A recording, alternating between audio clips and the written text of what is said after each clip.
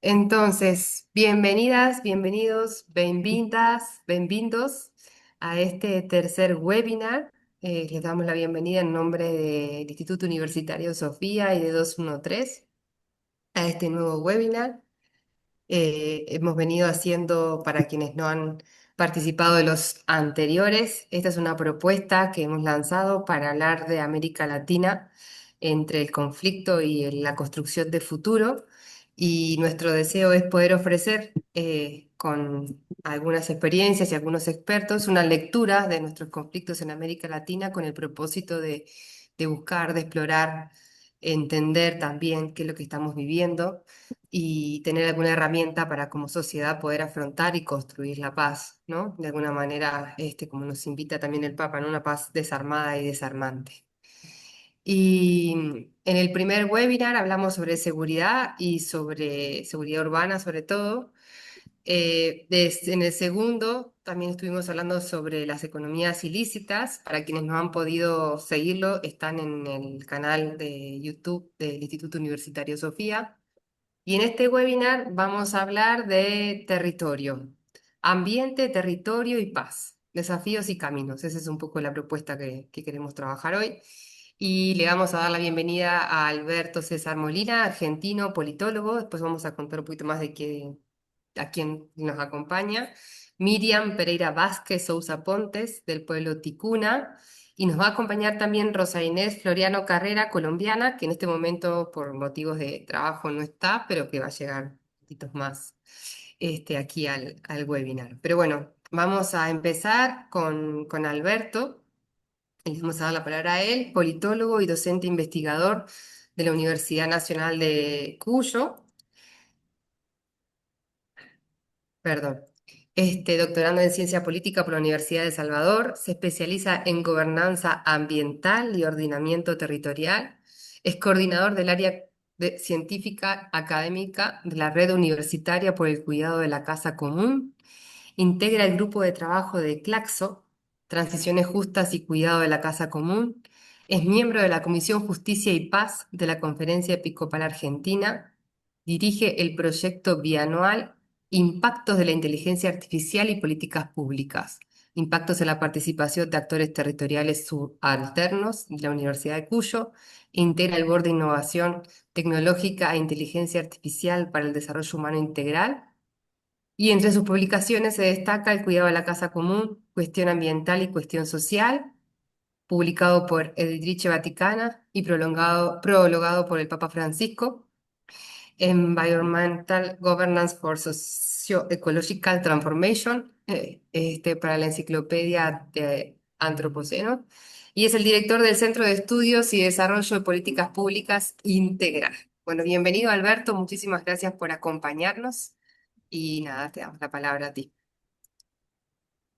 Bueno, muy buenas tardes. Muchas gracias, Virginia, eh, Ana. Bueno, y un agradecimiento a la Universidad Sofía por esta convocatoria.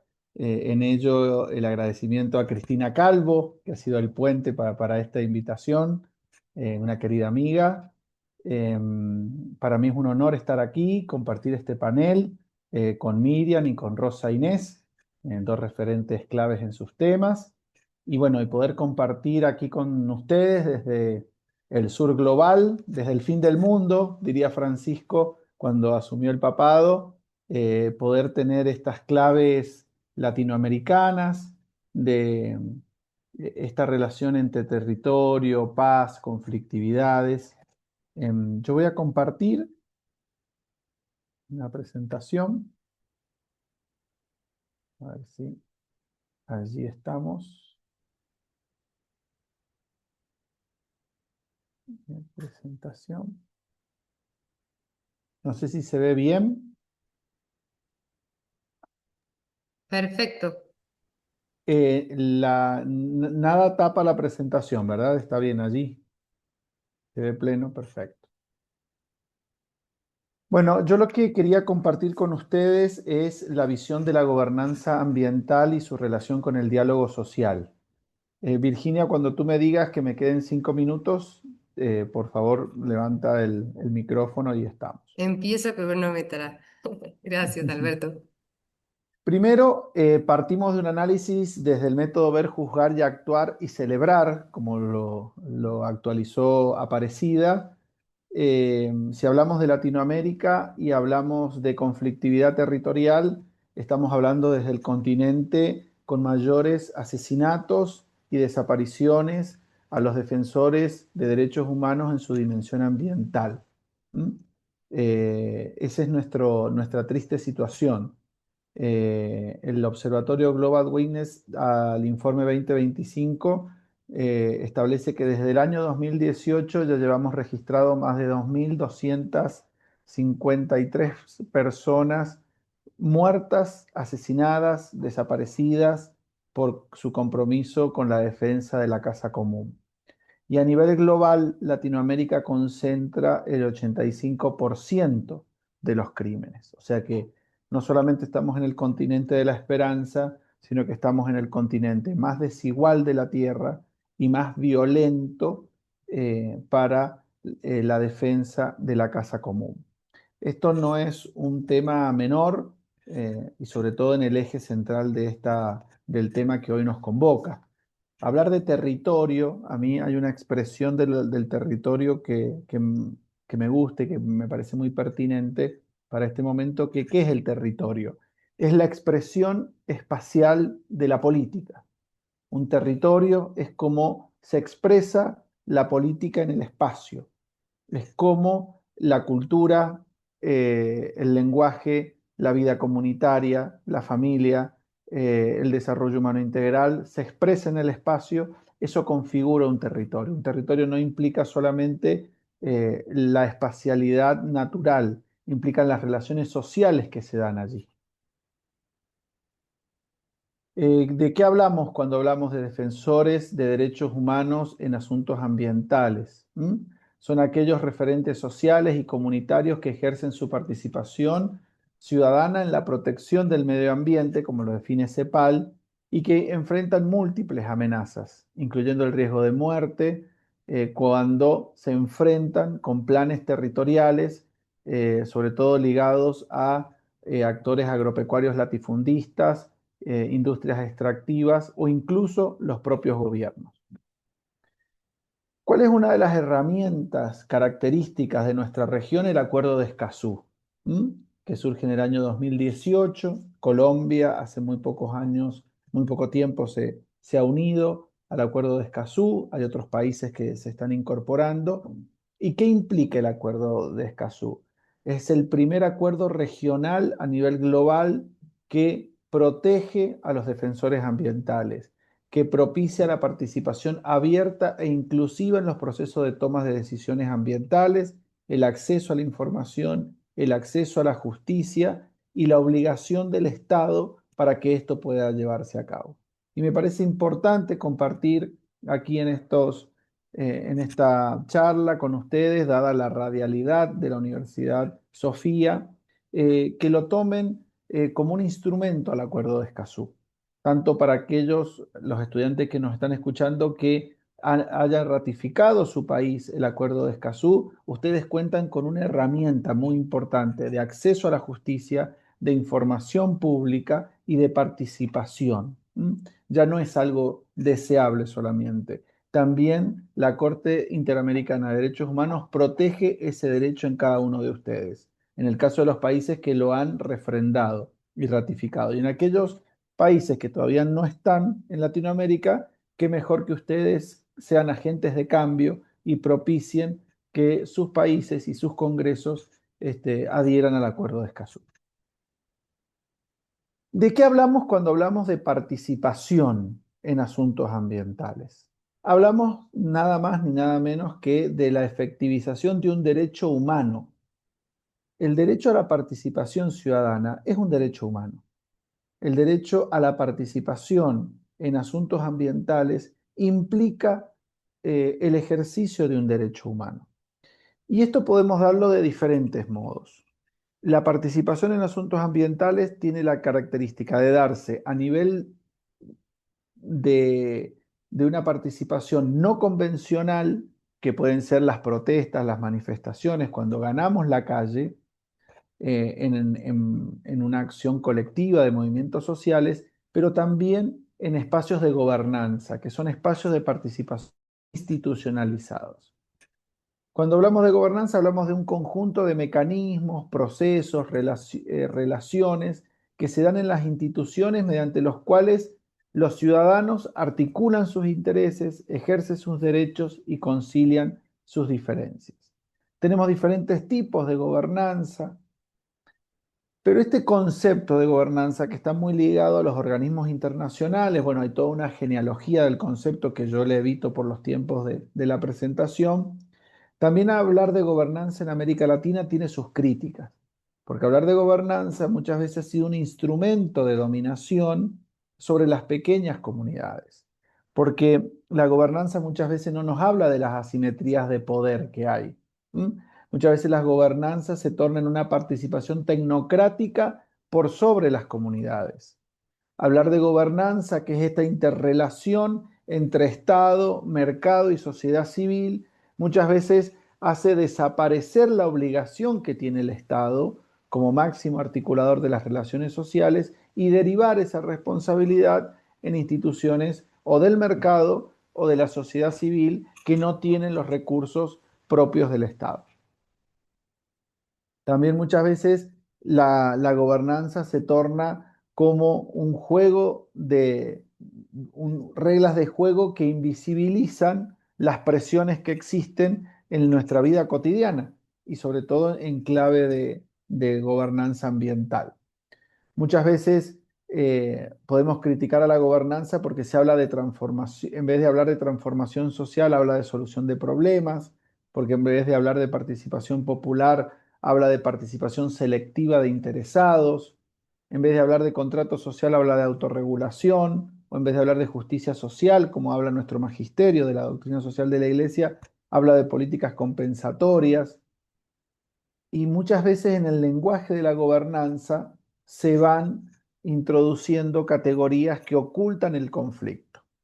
Y aquí entramos en otra de las dimensiones de esta charla de hoy, la conflictividad territorial. Y aquí me parecía importante rescatar Laudato Si, la encíclica social, la primera encíclica social del Papa Francisco antes de Fratelli Tutti, y un elemento que nosotros aportamos que es el diálogo social. En esto me parece que tenemos una mirada como agentes de cambio, que es el diálogo social. ¿Y de qué hablamos cuando hablamos de diálogo social? Hablamos de consensos profundos y duraderos. Ya en Evangelii Gaudium, Francisco expresaba que el diálogo es mucho más que la comunicación de una verdad. ¿Mm? El diálogo se realiza a partir del gozo de expresar y de escuchar y de ser escuchado. Es un ejercicio de reciprocidad. El diálogo social implica ser perseverantes, valientes y no anular las diferencias, sino que permite ir más allá para reconocer la dignidad del otro. Y esto lo expresa en Fratelli Tutti.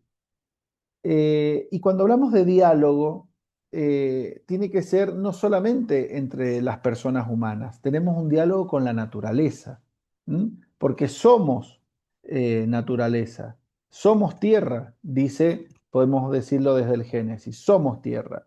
Y en ese diálogo debemos afrontar que la degradación ambiental no puede ser abordada sino más allá del diálogo. Para tomar palabras de Bruno Latour, no solamente entre seres humanos, sino entre seres actantes. La crisis civilizatoria actual implica nuevos diálogos, nos implica algo que vamos a ver al final de esta presentación, nuevas conversiones, entendiendo la conversión como una conversación. También este Alberto, diálogo, solamente sí, sí, recordatorio, quedan 5 minutos. No, pero está bien, perfecto. tranquilo, pero dale, que ¿Qué lo nos tengas. implica este diálogo social? Asumir la contradicción ambiental. ¿Y qué más que lo que puede expresarnos Miriam y Rosa Inés también en su momento? Tenemos que asumir en este momento de crisis civilizatoria la contradicción ambiental. En nuestros territorios muchas veces están minerales que hoy son las tierras raras, los minerales que son preciados para la transición ecológica, que la manera de explotación implican afectaciones a nuestras comunidades, a nuestras poblaciones, parte de los asesinatos que se están dando por formas extractivas de explotación por multinacionales en nuestro territorio. Hay una contradicción que estamos viviendo y eso implica organizarnos. Eso implica que hablar del ambiente no es un greenwashing, implica meter los pies en el barro y asumir esa contradicción para poder construir la paz. Yo voy a adelantar algunos puntos para ir ya directamente a qué hacer con lo que nos pasa. ¿Mm? En todo este cuadro de situación de territorios latinoamericanos de alta conflictividad, donde lo ambiental se cruza con la construcción de paz, tenemos varias invitaciones. Primero, en Laudato Si, la invitación a una conversión ecológica. Eh, que implica no solamente para las personas que podemos tener una espiritualidad, la conversión entendida como un proceso espiritual, sino también una nueva conversación, conversión como nueva conversación. Tenemos que generar nuevos pactos, nuevos acuerdos, ya no solamente entre las personas, sino con la naturaleza. Laudato Si es clara y contundente. Lo que propicia es una valiente revolución cultural. Y acá no hay ideología. Si hay alguien que escapaba a las ideologías era Francisco. Nos invita a una valiente revolución cultural que nos aleja de aquellos trastes que trae la palabra revolución y nos implica a una revolución del amor, de la cultura, del diálogo y del compromiso concreto. Ya para ir terminando, traigo la última encíclica, Magnífica Humanidad, cuando nos habla de paz. Y León en esto expresa que no buscamos una paz cualquiera, que implicaría solamente una ausencia de conflicto, sino una paz que nace de la justicia. Muchos ya tenemos estas frases: ¿quieres encontrarte con la justicia, con la paz? Practica la justicia. Y en esto de justicia y paz, la territorialidad es un espacio clave, porque es parte de lo que es uno de los cuatro principios, que es que la realidad es superior a la idea. Entonces, en este sentido, hablar de territorio y paz implica que no nos quedamos académicamente en conceptos y en estudios. La paz se expresa en el territorio, la paz se expresa en las relaciones sociales concretas y es a partir de ella, asumiendo la dimensión conflictiva de la realidad, a partir de los cuales nosotros podemos, con la práctica del diálogo social, hacer un aporte concreto en este mundo cada vez más polarizado y polarizante. Así que bueno, simplemente eso, muchas gracias. Muchísimas gracias, Alberto, también por el esfuerzo de estar aquí en los tiempos para poder escucharlos. Como ven, nos ofreció varias herramientas y elementos para poder entender también cómo nuestro continente está atravesado por estos conflictos y cómo el tema ambiental también está muy vinculado al tema de paz en nuestras tierras. Y ahora le vamos a dar la palabra y la bienvenida a Miriam Pereira. Para quienes estaban escuchando en español, van a tener que hacer un cambio y buscar la traducción al portugués. Miriam nos habla desde el pueblo Ticuna, en la Amazonia, en la frontera con Colombia y Brasil.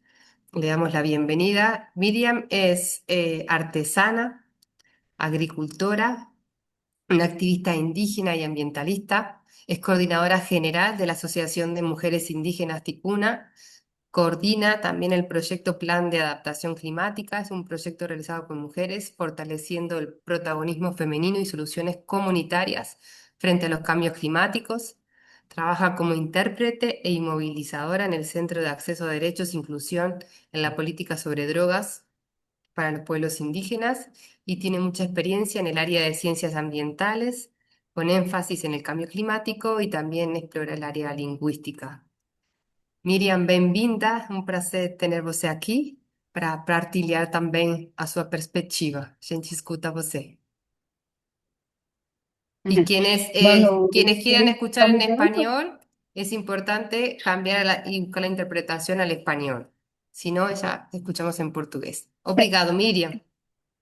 ¿Están me ouvindo? Sí, perfecto, te vemos y te escuchamos. Tá, que bom. Então, já me apresentaram, né? Meu nome é Miriam, né? Eu sou do povo ticuna. Eu moro aqui na fronteira com Brasil, Peru e Colômbia. Estamos aqui na região do Alto Rio Solimões, né? Então, esse tema eu primeiro agradeço pelo convite, né, que a Virginia me fez para participar nesse webinar agora de falar de um assunto muito delicado ao mesmo tempo, né? Um assunto muito importante para o mundo, não somente para meu povo indígena, né, que eu falo, e que realmente impacta muito ao nível mundial, né? Porque transição ecológica, né, é uma é uma forma de a gente pensar, né? É um conflito social, né? Quando você fala, né? Muitas vezes, quando a gente fala das políticas ambientais, as pessoas não consultam as pessoas que vivem dentro da comunidade, né, as lideranças, e essas pessoas que estão aí já praticando muito tempo, né, é a forma de organização, como é que elas estão sendo, elas estão utilizando o solo, né, que estão cuidando, como é que elas estão plantando, cuidando da sua alimentação, segurança alimentar dentro da aldeia, né? Então, realmente é uma prática, muitas vezes, que a população indígena pratica, né? Mas muitas vezes esse conflito acontece por causa dos nossos líderes que vêm de fora, né, que vêm impor as suas regras dentro da comunidade. Sem consultar, elas chegam já levando demandas. Nunca a demanda sai dentro das aldeias, dentro das lideranças que são indígenas, que são moradores, que cuidam da floresta, né, que estão cuidando das águas e das pessoas, né? Então, muitas vezes, esse conflito ele acaba que também acaba afetando a nossa cultura, né, e a nossa sociedade, né, e acaba que afeta nosso desenvolvimento dentro do território, né. Isso é muito, como eu diria, é muito impactante para dentro das aldeias indígenas, né. Eu falando como um povo ticuna, sou liderança, trabalho com as mulheres e muitas vezes nós mulheres temos esse impacto muito grande é um impacto negativo através das pessoas que vêm de fora, trazendo as coisas bonitas. No começo é muito bonito, leva tudo, parece que vai resolver nossos problemas, mas depois vem as consequências, né? Eu não sei se você quer traduzir um pouquinho e, e eu vou seguir. O que Eh, é que tu acha? Miriam, você não se preocupe que Isso. tem uma Laís que ela está fazendo a tradução todo o tempo que você Aham. fala ao espanhol. Então, você fala, basta você falar devagar, assim ela pode Ah, traduzir. tá bom. Tá. Isso, Obrigada. tá bom. Obrigada, obrigada mesmo. Então, para nós, né, para o meu povo, né, nós temos uma definição de desenvolvimento próprios, né? Nós, povos ticuna, principalmente estou falando do povo ticuna, né, que eu, com quem eu vivo, né, e com os povos que eu estou vivendo aqui dentro da minha região. A minha região tem povo ticuna, tem povo canamari, tem povo cambeba, tem povo cocama, tem povo o Itoto, né? Então, são essas pessoas que vivem aqui na minha região. E maioria desse povo para nós definir o desenvolvimento para nós, tem que manter a floresta viva, né? A floresta, preservar a língua, o bem-estar coletivo, né? Esse para nós é a definição de desenvolvimento territorial, né? Não é somente deixar acabar com nossas liberdades, como acabar com nossa cultura, nossa língua, né? Pelo contrário, para nós desenvolvimento tem que preservar principalmente a biodiversidade, né?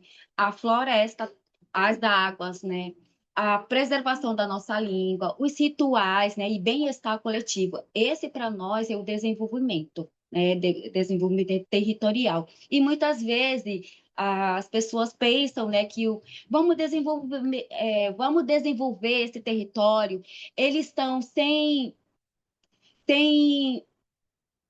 é, sem condição de sobreviver, né? Eles estão lá na floresta, eles estão precisando muito para olhar de pessoas ocidental, elas acham que porque nós vivemos dentro da floresta, a gente não tem nossa própria organização, né? Então isso muitas vezes impacta muito, né? Porque na verdade nós temos a nossa própria cultura, né? A gente vive dentro da floresta, né? A gente se desenvolve do jeito que a gente que faz bem para coletivo, né? Não faz bem somente para uma família, para uma pessoa, mas sempre o bem-estar sempre tem que ser coletivo, né? Para nós isso é um desenvolvimento territorial, né? E muitas vezes quando a gente fala de conflitos de poder, é o que nós chamamos, né, de conflitos ambientais, né? E isso muitas vezes é uma disputa de poder, né? E tem também dentro das aldeias algumas lideranças indígenas que disputam esse poder. E muitas vezes, esse poder afeta principalmente as mulheres que estão liderando dentro da comunidade, as mulheres agricultoras, porque elas não deixam desenvolver, não deixam as mulheres dentro da comunidade, elas não deixam levar um desenvolvimento que vai destruir a floresta, que vai destruir a cultura, né? Então, isso impacta bastante, porque é um conflito de poder, é, um, é uma vontade de poder que vem de fora, que não nasceu dentro da comunidade, né? É um poder que vem de fora, né? Então, muitas vezes, isso deixa a gente ficar muito inquieta dentro das nossas aldeias. E muitas vezes esse projeto, quando a pessoa quer impor um projeto que não consulta as comunidades, né? Ela vai lá, vamos levar transição energia, vamos levar energia para todo mundo. Mas muitas vezes essa energia vai passar pela floresta, precisa derrubar as florestas, esse desmatamento que não beneficia ninguém. A gente vai se beneficiar com a energia, sim, vamos nos beneficiar. A gente pode ter uma geladeira para a gente Miriam, conservar nosso alimento. Oi. só para lembrar você que ficam 5 minutos. Tá bom, vou ser mais breve. Então, isso muitas vezes, né? A gente fica muito mal dentro da comunidade, né? Então, a gente busca um modelo ambiental que pode ser bom para todo mundo, né? Que seja bom para a comunidade e seja bom para as outras pessoas também, né? E o que é bom para nós? É a preservação, né? Que a gente tem que cuidar da floresta, da nossa cultura e continuar assim. É um território de modo que muitas vezes a gente tem que ter uma visão econômica, mas deixando tudo intacta. A casa que nós temos, a casa que nós chamamos, né, a nossa floresta. Então, para nós, a casa, ela tem que ter a floresta. Sem a floresta, não serve para nós. É o impactante demais, porque se a floresta morrer, a gente não tem remédio para nos curar. Praticamente eu estava muito doente, tô com 3 dias hoje, né? Muita enxaqueca na minha cabeça, né? Eu fui para o hospital, mas não serviram nenhum medicamento. Então hoje e minha mãe fez um chá para mim. Então esse chá que é da floresta, que é retirado daqui do quintal, que é plantado pelas mulheres, lideranças, mulheres mais velhas, sábias da comunidade. E isso me fez bom. E agora eu estou aqui conversando com vocês e me senti muito bem. Então, eu chego a pensar que sem floresta não é desenvolvimento para mim, não é desenvolvimento sustentável, não há desigualdade total quando um recurso fica apenas para algumas pessoas e não para coletivo, né? Eu acho que é isso, um pouquinho para contribuir, que o tempo é curto, né? Eu tenho que já estar no final. Obrigada, viu?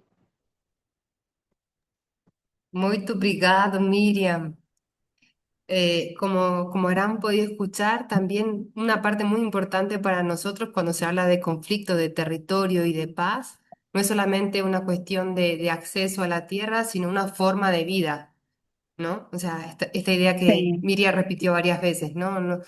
Para ella el desarrollo tiene otras categorías distintas a las que conocemos nosotros en la cultura occidental. Entonces, es un tema de conflicto no solamente ambiental, sino cultural. sí, Entonces, sí, hay formas de vida que tienen más derechos que otras a existir hoy en nuestro continente y eso es uno de las fuentes de conflicto más importantes. Y para eso, que tiene un poco más de conocimiento y experiencia del continente, porque he venido trabajando sobre eso, es que tenemos también a Rosa Inés Floriano aquí. Así que muchas gracias, Miriam. Después, si logramos estar en el tiempo, capaz que logramos que cada uno logre decir una cosita más como en eco del contenido. Vamos a ver cómo nos va. Rosa Inés, les digo dos palabritas de ella, menos para que darles un poco de contexto. Ella tiene ya más de 30 años trabajando, es administradora pública, es consultora internacional en paz. Esperen, perdón, un segundito que me está abriendo el archivo. Ahí, ok, perdón. Administradora pública, especialista en la doctrina social de la Iglesia y pastoral social, es estudiante de maestría y programa dual para la candidata a doctorado en el pensamiento complejo aplicado a las ciencias sociales y humanas, con más de 24 años de experiencia en el acompañamiento eclesial y social a procesos de transformación de conflictos, construcción de paz estratégica y justicia restaurativa en América Latina. Ha liderado programas de derechos humanos, participación social y respuesta humanitaria en Colombia, en Centroamérica y en México, tanto en entornos de conflicto armado como en escenarios de movilización social y gobernanza criminal asociada a procesos de control social, político y territorial extractivista. Actualmente es directora ejecutiva del Instituto Interamericano de Paz y Reconciliación y es asesora de alta confianza de la Iglesia en negociaciones de paz con el Estado colombiano. Bienvenida, Rosa Yo Inés, siempre la muchísimas misma gracias que hemos tenido toda la gente. a quienes no Hola, están puede ir. en... A ver, un segundito. Rosa Inés, ¿puedes activar tu audio? ¿Me Ahí escucha? está. ¿Ya me Bienvenida. escucha? Sí, te escuchamos. Ok, muchas gracias. Muy bien, pues yo estoy muy honrada de poder acompañar aquí este momento. Tuve la posibilidad y agradezco muchísimo porque estaba así casi que sobre la raya del tiempo para poder entrar a participar de este espacio, pero tuve la oportunidad de contar con los aportes que hicieron las dos personas que me antecedieron, así es que muchísimas gracias porque eso me permite aprovechar estos minutos para intentar dar una voz y algunas ideas útiles desde un poco más desde una experiencia, ¿no? Y, pues decir que coincido plenamente que con mucha frecuencia se llega a abordar realidades conflictivas en los territorios, sobre la idea de que hay que poner a negociar a partes que están conflictuando porque tienen intereses distintos sobre un mismo territorio o sobre un bien que existe dentro de ese territorio. La idea bajo la perspectiva de construcción de paz con mucha frecuencia es se necesita sentar a las partes que han entrado en conflicto a negociar. Pero eso ya no es así. Y bien lo han dicho quienes me antecedieron. Hay una filigrana muy finita que es la que verdaderamente establece una serie de dinámicas, actores, interacciones que construyen ecosistemas dentro de los territorios al servicio de algo, de alguien, ¿sí? Y que van mucho más allá de la pertenencia de los digamos, de a quién corresponden o a quién pertenecen los recursos o los bienes de la casa común. Entonces, digamos que mucho de lo que ha construido la academia en materia de construcción de conflictos, al llegar a este tipo de contextos, sobre todo en conflictos socioambientales, se quedan desarmados. Se quedan desarmados porque a lo mejor ni siquiera hay partes en conflicto o por lo menos los que aparentemente están conflictuándose por un territorio, por un bien de la casa común, no son las verdaderas partes. Hay que entender todas esas dinámicas territoriales para poder entonces descubrir que en los territorios se mueven unas dinámicas culturales, políticas, que llenan de sentido la forma en que vemos y construimos e interactuamos entre las personas, pero también en todo ese ecosistema territorial. Y si no tenemos la capacidad de comprender eso, pues vamos a hacer más daño que bien, porque entonces, aunque sea por la vía de una mesa de diálogo y de propiciar escenarios de diálogo, con frecuencia lo que vamos es como a generar acuerdos que resuelven un tema, pero no necesariamente transforma la estructuralidad del conflicto que luego va a reaparecer mutando a lo mejor con otros factores y con más brotes de violencia. Entonces, mi invitación desde lo que ha sido mi experiencia un poco en estos contextos es la importancia no solamente de pensar en el diálogo como un momento al que hay que llegar con partes claramente identificadas y sentarlas a dialogar para llegar a un acuerdo al que se le pueda hacer seguimiento. Digamos, todo lo que es esa propuesta académica y de Naciones Unidas sobre la importancia del diálogo es una parte, pero hay que tener mucho cuidado porque se requiere, digamos, comprender toda esa filigrana cultural que define en mucho las dinámicas más profundas para poder evitar y hacer una verdadera transformación de las conflictividades que se tejen en los territorios. Voy a ponerlo en ejemplos mucho más concretos. Primer ejemplo, una comunidad indígena con una comunidad campesina.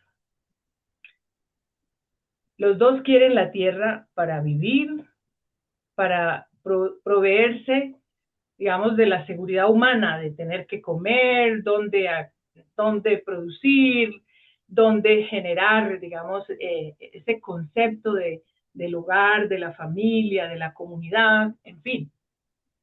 Y entonces con frecuencia vemos que se están enfrentando por un territorio que de repente en la época de la colonia fue despojado de los indígenas vía colonización y los indígenas tienen su escritura colonial, pero eso hoy por hoy pues no tiene tanta relevancia para muchos de nuestros países, porque existen ya normativas que han modificado y que han generado otra lógica de la tenencia de la tierra. Entonces reducimos el conflicto a la tenencia de la tierra, de quién es la tierra.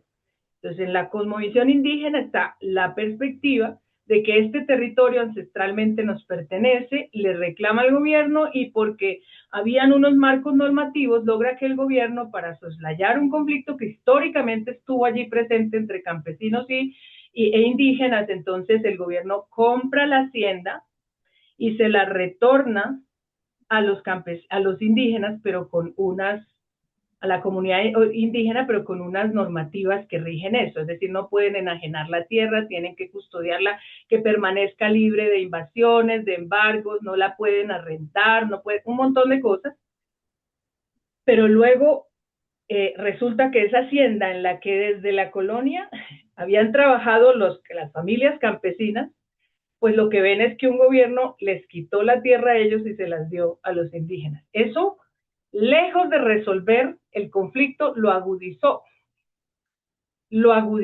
porque entonces para uno significó sacrificar, digamos, el lugar de donde sobrevivir unos frente a la posibilidad de recuperar un bien que les era propio ancestralmente para otros. Entonces, ¿qué es?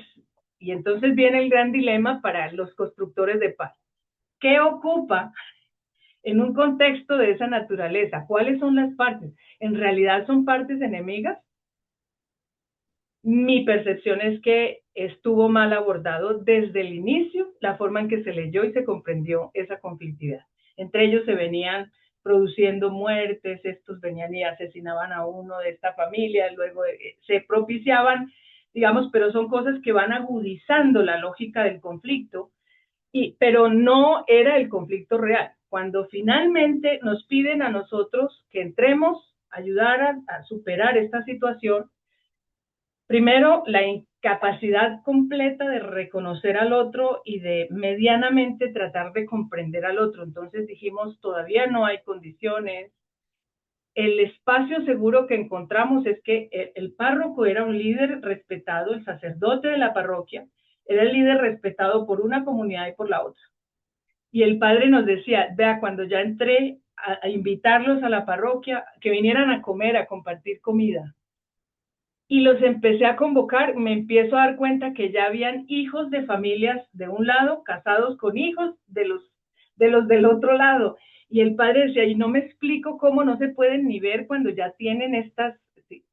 El padre nos ayudó a reconocer, después de, porque era difícil, porque no se podían hablar entre ellos, entonces siempre que se juntaban, se insultaban, se decían un montonal de cosas y finalmente el padre logra entender que el verdadero meollo del asunto es que a la comunidad indígena le tocaba denunciar a los campesinos porque habían con el tiempo construido viviendas en un predio que resultaba ser invasión de lo que les había sido devuelto a los indígenas. Y según la ley, si los indígenas no conservaban la totalidad del predio libre de cualquier invasión, pues se les podía ser quitada por el Estado. Entonces ellos obligadamente tuvieron que entrar a demandar y eso agudizó la pelea. El padre logró entender eso porque nadie nos lo decía y no lográbamos entender, pues ya estaba entregado legalmente el predio, el gobierno les entregó y ya no había nada que hacer, pero sin embargo seguían demandas y acusaciones y no lográbamos entender. Finalmente, Rosa Inés, perdón que interrumpa, solo para recordarte que quedan 5 minutos. Sí, estoy a punto de terminar con el meollo de este cuento.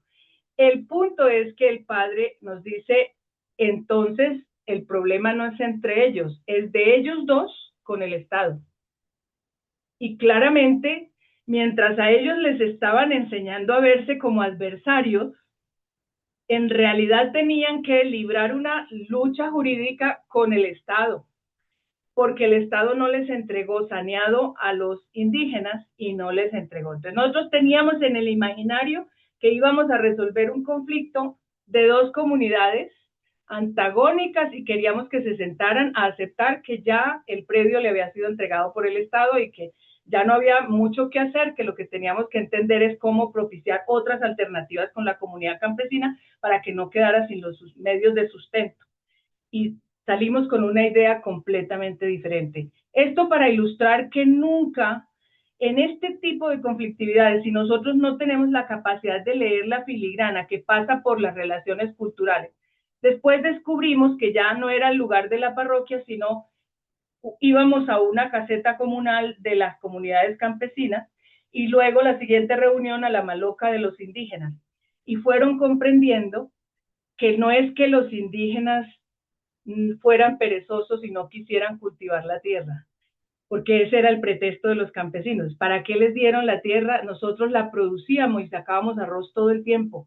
Ellos la tienen ahí en montada. Entonces fueron entendiendo al ir a la maloca que tenían la tierra para dejarla recuperarse de todos los tóxicos que le habían llevado, los años que lo habían tenido como hacienda. Y fueron aprendiendo a reconocerse y a respetar las cosmovisiones que están adentro de cada una de las visiones y la forma como cada grupo se relacionaba.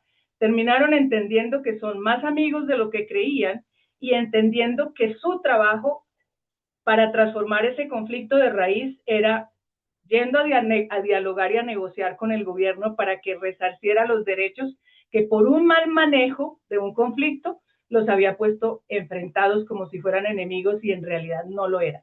Y eso pasa con industria extractiva, pasa con cualquier tipo de contexto. Era un ejemplo para decir en una sola experiencia cómo si no somos capaces de leer esos otros factores que solo yendo al territorio, escuchando, comprendiendo ese tejido finito de las cosmovisiones, de las relaciones culturales, económicas, antropológicas que hay en los territorios, no es con un manual de mediación o de negociación como vamos a transformar conflictos de este carácter socioambiental.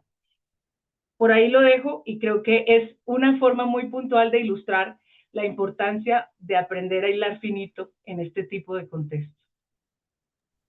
Muchísimas gracias, Rosa Inés. Súper gráfico realmente para poder entender ¿no? La otra vez hablábamos de las economías ilegales y cómo esas estructuras están dañando también, intervienen también en todo este tipo de relaciones y en todo este desconocimiento cultural y cómo esto se complejiza mucho más cuando en todos estos conflictos territoriales y ambientales entra también la ilegalidad, imagínense. ¿no?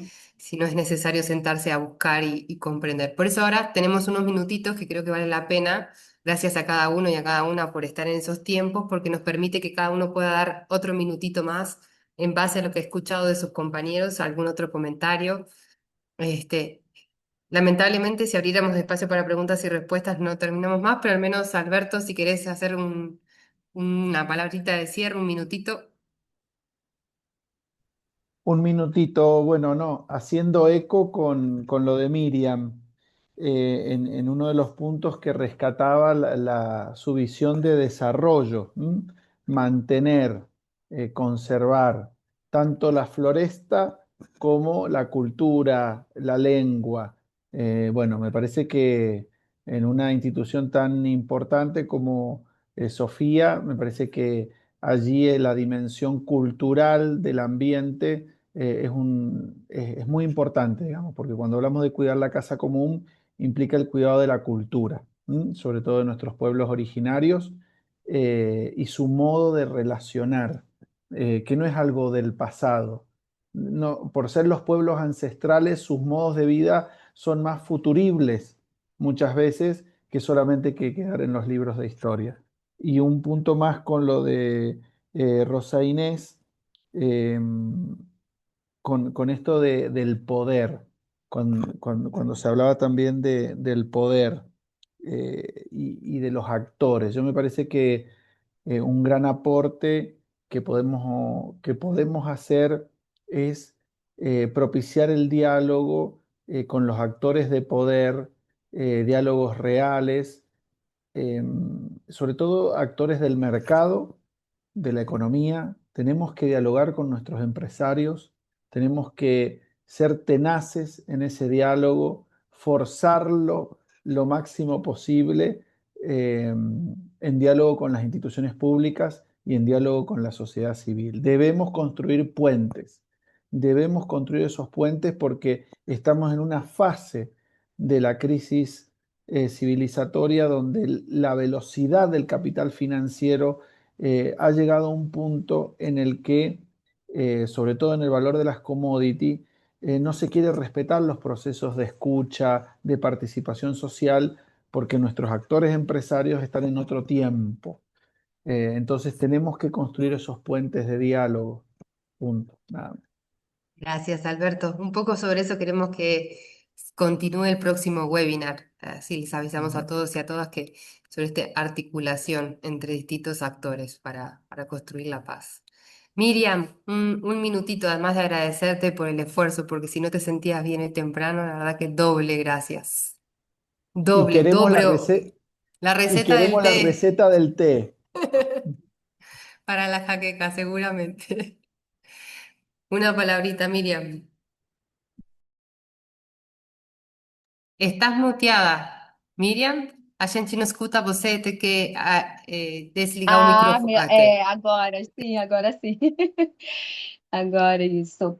É, realmente, para mim, né, é muito importante compartilhar, né, que nós pensamos dentro das nossas aldeias, né, como povos indígenas, né. Então, para nós, a transição ecológica precisa ser também uma transição de poder, né, garantido que as comunidades, né, comunidade indígena sejam ouvidas, respeitadas, né. E isso é muito importante para o povo ticuna, para o meu povo mesmo. O futuro sustentável é aquele que deixa a floresta em pé, né? E o que o povo permanece dentro dela, né? Sem nenhuma violência, sem nenhuma cultura destruída, né? Tudo intacta, né? E eu acho muito bonito isso, né? Eu acho que é isso. Muito obrigada também pelo convite. Estou muito feliz e vamos compartilhar os conhecimentos que a gente tem, né? E isso é muito bom para todo mundo. Obrigada. Obrigada, Miriam.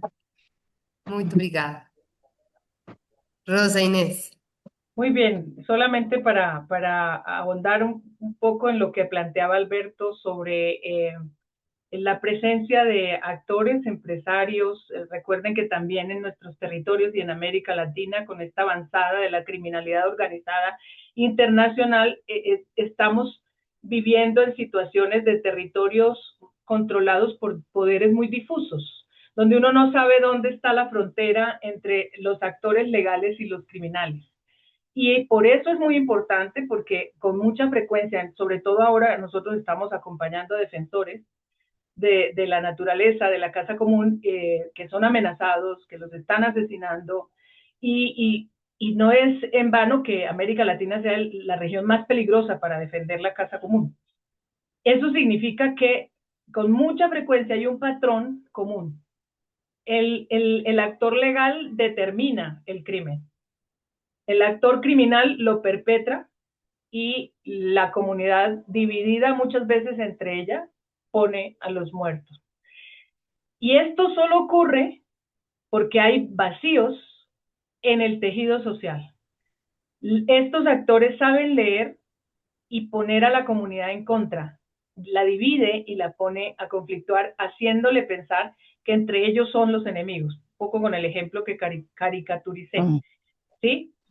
Ojo con eso. Allí, si hay un lugar para hacer, antes de pensar en los diálogos con los actores, el mejor trabajo que tenemos que hacer es garantizar ese tejido de la comunidad para que entiendan que la base de todo esto es la dignidad humana de todos y que no es que haya enemigos del desarrollo por oponerse a un proyecto, que en realidad tienen que mirar hacia los otros actores para entender cómo en esos actores se encuentran respuestas a las necesidades de las partes. ¿Sí? Desarrollo sí, pero con garantías, ¿no? De escucha a la comunidad, de participación real y efectiva, y sobre todo el cuidado de la casa común, y a partir de ahí. Pero hay que llegar con una propuesta unificada, porque el mayor enemigo y lo que deja muy vulnerables a los defensores, a riesgo de muerte, definitivamente, son las divisiones y los conflictos comunitarios que generan los mismos actores, tanto los legales como los criminales. Eso es fundamental. Muchísimas gracias a Rosa Inés, a Alberto, a Miriam. Eh, bueno, acá alguien deja una pregunta que le vamos a dejar para otras oportunidades, lamentablemente, porque aquí dice cómo podemos generar una relación con la naturaleza y enseñarle a los niños en las ciudades para que desde la infancia se tenga ese cuidado del medio ambiente. Creo que queda esa pregunta para poderla abordar. De alguna manera nosotros aquí estamos queriendo plantear, o sea, por eso no tenemos como este espacio de diálogo, pero quienes quieran seguir conversando, profundizando, nuestra idea es seguir ofreciendo espacios de profundización. Aquí es como presentar un poco, como ven la complejidad, no se trata solamente de cuidar el medio ambiente y una cuestión ecológica, hay elementos de poder, de política, de conflictos y de enemigos falsos, dijera Rosa Inés, o también de temas culturales. Es muy complejo poder entender esto y además desde lo ambiental urbano o lo ambiental campo-naturaleza, no necesariamente el ambiente es solamente. Entonces, nada, nos invitamos al próximo webinar que todavía no tiene fecha, pero que seguramente será en el mes de agosto. Así que les pedimos que sigan. Para quienes no han podido ver los anteriores, los invitamos también para tener un mapa un poco más completo. Hablamos sobre seguridad, sobre economías ilegales. Hoy hablamos sobre ambiente y territorio y la próxima sería sobre los distintos actores y de cómo se articulan para poder construir paz. O no, digamos, ¿no? Pero este es nuestro deseo, poder seguir conversando y abriendo estos espacios. Así que les agradecemos mucho la participación a la IS por la traducción. Esperemos que hayan podido seguir bien y nos esperamos y nos vemos en próximas ocasiones.